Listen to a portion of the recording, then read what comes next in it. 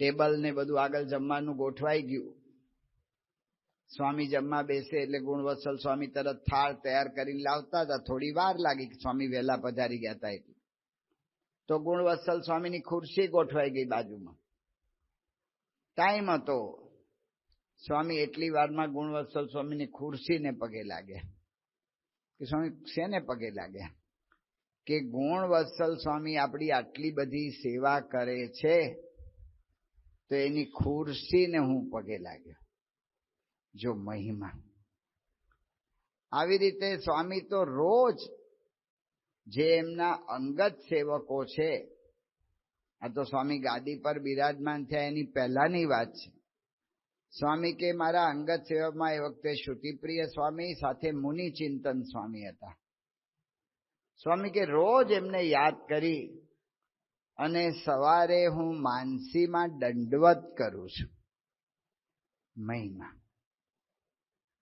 મહિમા એ સહિત મહારાજ કે છે માણસાઈ એ જ જે વ્યક્તિ આપણી સાથે છે એનો મહિમા અને મહિમા સમજીને એ રીતે એની સાથે વ્યવહાર. પ્રમુખ સ્વામી મહારાજ સૂતા હતા. પ્રમુખ સ્વામી મહારાજનું ક્યારેય પ્રકૃતિ એવી નહોતી કે માથે ઓઢીને સૂઈ જાય. જો કે એકચ્યુઅલી મેડિકલ રીતે પણ માથે ઓઢીને સૂવું એ આપણા સ્વાસ્થ્યને હાનિકારક છે, પણ સ્વામીની સ્વાભાવિક પ્રકૃતિ જ નહોતી. સ્વામી બાપા ઢોલિયા પર સૂતા હતા. સેવક સંત રૂમમાં નીચે સૂતા હતા. સ્વામી બાપા એમણે જોયું કે સ્વામી શું કરે છે, જાગી ગયા હતા. એટલે તો સ્વામી બાપા એ દિવસે માથે ઓઢીને સૂઈ ગયા હતા. અરે કોઈ દાડો માથે ઓઢતા નથી ને કેમ આજે માથે ઓઢ્યું? સેવક હજી નારાયણચરણ સ્વામી હજી તો વિચાર કરતા હતા. એટલી વારમાં તો સ્વામીએ ચાદર ઓઢેલી, અંદર પ્રકાશ થયો. નવાઈ લાગી કે આ શું થાય છે. થોડી વાર પછી સ્વામીએ ચાદર મોઢા પરથી હટાવી લીધી. નારાયણચરણ સ્વામીને ખબર પડી કે બાપા જાગે છે. એટલે નારાયણચરણ સ્વામીએ સ્વામી બાપાનો આમ સ્પર્શ કર્યો અને સ્વામી બાપા જાગતા હતા. એટલે બાપા કે શું થયું? તો કે બાપા શું કરતા હતા? તો બાપા કે ઘડિયાળ જોતો હતો. તે ઘડિયાળ જોવામાં તમે માથે ઓઢ્યું ને એ બધું શું કર્યું અંદર પ્રકાશ? સ્વામી કે હું ઘડિયાળ જોવામાં લાઈટ બેટરી, વખતે ઓલી ઘડિયાળની અંદર લાઈટ નહોતી આવતી એટલે બેટરીથી આપણે જોવું પડતું. તો બેટરી એના પર મારું ઘડિયાળ પર અને એની જે કિરણો, એનો પ્રકાશ, એની શેડ એ તમારા આંખ પર પડે અને તમારી કદાચ ઊંઘ ઉડી જાય. એટલે તમારી ઊંઘ ન ઉડે એના માટે હું ચાદર ઓઢીને એમાંથી જોતો. કેટલો વિચાર છે. સાથે રહેનારા દરેક વ્યક્તિનો કેટલો વિચાર છે. આ જ વાત તમને ફેક્ટરીમાં કે બધે આની આ જ વાત બધી લાગુ પડે છે. આ જ વાત શ્રીજી મહારાજે કહ્યું શિક્ષાપત્રીમાં કે પોતાની સાથે જે સેવકો કામ કરતા હોય, સ્વકીયાહ પરિચારકાહ સંભાવનીયાહ સતતમ યથા યોગ્યમ યથા ધનમ. પોતાની સાથે કાર્ય કરતા નોકર હોય તો પણ એની સંભાવના કરવી, એનો વિચાર કરવો. સંભાવના શબ્દ વાપર્યો. એને સાચવી લેવાય એવું ના કહ્યું. એના પ્રત્યેક જાતનો લાગણી ભર્યો સંબંધ, મહિમા ભર્યો સંબંધ. પ્રમુખ સ્વામી મહારાજ સાંકરીમાં હતા. લલ્લુભાઈ નામના આદિવાસી વર્ષોથી સાંકરી મંદિરમાં હતા. ત્યારે શિખરબદ્ધ મંદિર નહોતું થયું અત્યારે જે છે એ. નાનું આપણું મંદિર હતું, શિખરબદ્ધ હતું પણ નાનું હતું. એ સોમાભાઈના લલ્લુ છે આદિવાસી, એ સોમાભાઈના નોકર હતા. ને હવે તો થોડુંક બધા વિશેષ વિચારે છે, પણ પહેલા આપણે ત્યાં એ બાજુ એ વિસ્તારમાં ફરીએ અને ગામની સંખ્યા પૂછીએ ને કે કેટલા તમારા ગામમાં, તો આપણને શું કે 400 માણસો. અરે 400 માણસનું ગામ? પણ કે સ્વામી 1000 છે ને દુબ્બડ છે બધા. દુબ્બડ એટલે દુબળા, એને ગણે જ નહીં વસ્તીમાં, એનો વિચાર જ ના કરે. તો એવા આદિવાસી લલ્લુ હતા. તો સ્વામી બાપાએ જોયું કે બીમાર પડ્યા છે. પ્રમુખ સ્વામી મહારાજ એને જોવા ગયા, એની સંભાળ લેવા ગયા. એના જ્યાં પડ્યા હતા ખાટલામાં એક બાજુ ત્યાં ગયા. અને કોઠારી એ વખતે પ્રભુ સ્વામી હતા. એને પ્રમુખ સ્વામી મહારાજે કહ્યું કે પ્રભુ સ્વામી, આનું બરાબર ધ્યાન રાખજો ને છેલ્લે સુધી સેવા કરજો. અમારે હીરાભાઈ ભરવાડ સારંગપુરમાં શાસ્ત્રીમાના વખતથી મંદિરમાં સેવા કરે. સ્વામીએ નાની મોટી ઠેઠ સુધી સંભાળ રાખી, ઠેઠ સુધી. અને ધામમાં ગયા તો એના દીકરાઓને સ્વામીએ કહ્યું કે 12મું છે ને એના લાડવા તમારે કેટલા જોઈએ છે મંદિરમાં કહેજો, અમે તમને કરીને આપી દઈશું. નાનામાં નાની સંભાળ દરેકની. પ્રમુખ સ્વામી મહારાજ અમદાવાદમાં બિરાજમાન હતા. અને એ વખતે વિધાનસભાની ચૂંટણી થઈ હશે. એટલે ચૂંટાયેલા બધા સભ્યો સ્વામી બાપાના આશીર્વાદ લેવા આવ્યા.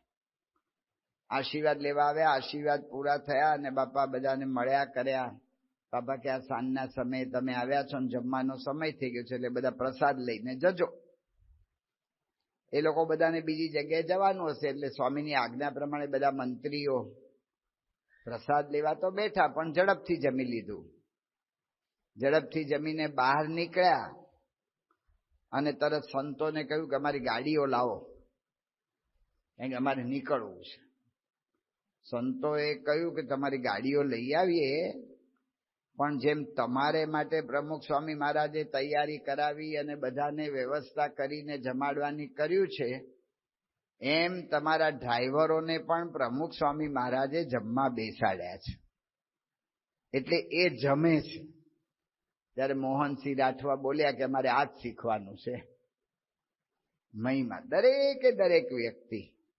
અટલાદાની અંદર વડોદરામાં પ્રમુખ સ્વામી મહારાજની જન્મ જયંતિ સ્ટેજ ઉપર સ્વામીએ કહ્યું કે આ બધાને પ્રસાદના ફૂડ પેકેટ એ વખતે આપણે એવી રીતે કરતા હતા કે જે તે ગાળામાં બેસે ત્યારે એને ફૂડ પેકેટ આપતા હતા.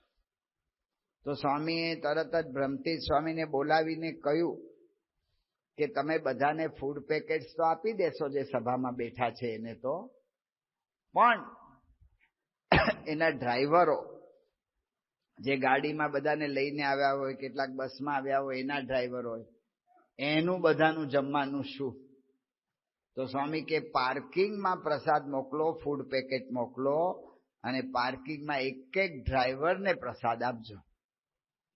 જો આ સંભાવના, આવી સંભાવના કરે તો એનો મજૂર હોય કે હોય ને એ એના માટે દિલ અર્પી દે. આપણે એવું સાંભળ્યું છે રતન ટાટા ને એવા માણસો કે એમના માણસોની આ રીતે સંભાવના રાખે છે. આપણે તો અત્યારે પરિવારનો વિચાર કરીએ છીએ કે પરિવારમાં નાના મોટા દરેક વ્યક્તિ એની આવી સંભાવના. પૂજ્ય ડોક્ટર સ્વામી એક જગ્યાએ ગયા હતા.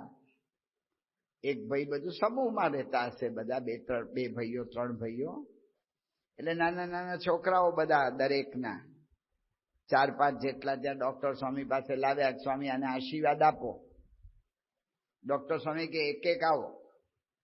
ઓલા ભાઈ વાત કરતા હતા, એને કહ્યું કે આ શું ભણે છે? એ કે સ્વામી એને પૂછો ને. એનો અર્થ શું થયો કે એમને ખબર જ નથી કે આ શું ભણે છે, શું કરે છે, ક્યાં જાય છે, ક્યાં ફરે છે. હવે કેવી રીતે એમાં એકતા રહેશે? એની નાની મોટી દરેકે દરેક સંભાળ. તો પ્રમુખ સ્વામી મહારાજ આવી રીતે દરેકનો મહિમા સમજીને રાખતા. તો એટલા માટે સ્વામીએ કહ્યું કે એકબીજાને સમજવાની કોશિશ કર. સમજવું એટલે જે તે વ્યક્તિનો પહેલા તો મહિમા, એનો ગુણ એ ધારવો. આવું હોય તો સ્વામી કે યોગીજી મહારાજે કહ્યું કે ભૂલ કે પ્રકૃતિ નજરમાં જ ના આવે. મહિમા સમજાવે તો પ્રકૃતિ નજરમાં જ ના આવે. મહારાજ વાત કરે છે મૂળજી બ્રહ્મચારીની. મૂળજી બ્રહ્મચારી એટલા મોટા હતા કે મહારાજે કહ્યું કે આ મૂળજી બ્રહ્મચારી જેવા નિષ્કામી કોક જ હોય અને એકદમ આજ્ઞા પાલક, કોઈ જાતનો એમાં ફેર પડે નહીં. અને શાસ્ત્રીજી મહારાજે એટલા માટે તો મહારાજની સાથે મૂળજી બ્રહ્મચારીની મૂર્તિ સારંગપુરમાં પધરાવી છે.